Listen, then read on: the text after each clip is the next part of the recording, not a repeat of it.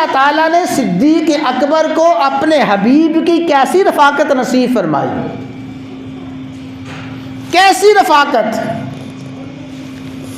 یہ قرآن کریم کی آیات ہیں، اذ اخرجہ الذین کفروا ثانی اثنین اذ ہما فی الغار، اذ ہما فی الغار، وہ واقعہ بھی یاد کرو جب وہ دونوں غار میں تھے۔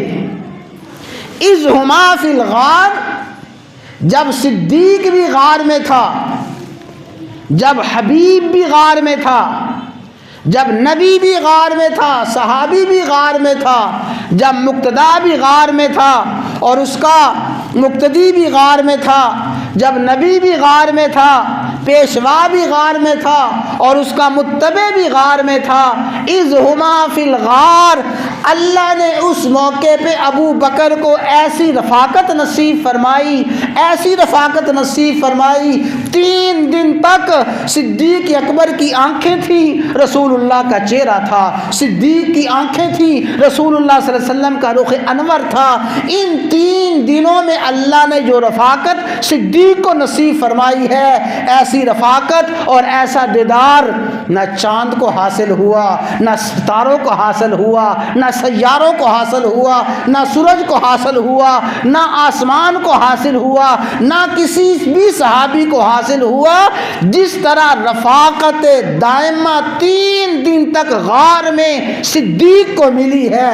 کسی صحابی کو کائنات میں کسی ہستی کو ایسی رفاقت نہیں حاصل ہوئی۔ تو صدیق اکبر کی خصوصیت ہے رفاقت دوام، ہمیشہ ہمیشہ کی رفاقت۔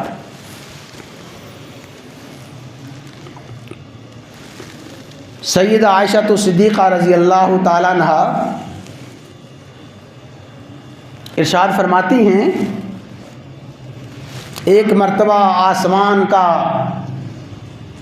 آسمان کا جگمگاہٹ اور آسمان میں ستاروں کا ہجوم، ستاروں کی کثرت دیکھ کر میں نے عرض کیا، آقا آپ کا کوئی ایسا خوش قسمت امتی بھی ہے جس کی نیکیاں آسمان کے ستاروں سے زیادہ ہوں؟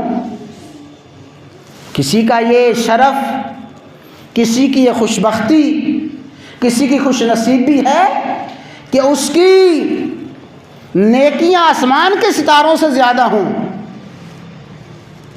اور ام المومنین فرماتی ہیں، میرا یقین یہ تھا کہ اگر کسی کو یہ سعادت حاصل ہو سکتی ہے تو وہ میرے ابا ہیں، میرے والد ہیں۔ جب میں نے پوچھا کہ آسمان کے ستاروں سے زیادہ کس کی نیکیاں ہیں، اور میرے دل میں خیال یہ تھا کہ میرے باپ ہی یہ سعادت پا سکتے ہیں، زبان نبوت سے ارشاد ہوا، عائشہ سنو، حسنات عمر کعدد نجوم السماء، اس سعادت کو، اس شرف کو جس نے پایا ہے وہ عمر ہے، عمر کی نیکیاں آسمان کے ستاروں کے بقدر ہیں۔ جب آپ نے فرمایا عمر کی نیکیاں آسمان کے ستاروں کے بقدر ہیں تو میں حیران ہو کے، ششدر ہو کے بے اختیار کہنے لگی، این ابھی یا رسول اللہ، آقا میرا باپ کہاں گیا؟ میرا باپ کہاں گیا؟ آپ نے فرمایا عمر کی نیکیاں اتنی، میرا باپ کہاں؟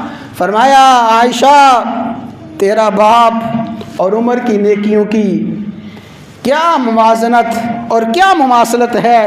وہ تیرا باپ جس نے غار میں میری مصاحبت اور غار میں میری رفاقت پائی ہے، جو شرف اللہ نے اس موقع پہ ابو بکر کو دیا ہے، ابو بکر کی عمر کی ساری کی ساری، عمر کی ساری کی ساری نیکیاں، زندگی کی ساری نیکیاں ابو بکر کی اس ایک نیکی کا مقابلہ نہیں کر سکتی۔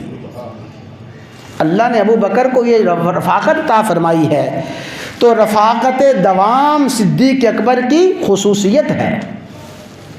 اور ابھی آگے سنیں اللہ نے رفاقت دوام کیسے نصیب فرمائی۔ اللہ رفاقت دوام کیسے حاصل ہوئی؟ رسول اللہ صلی اللہ علیہ وسلم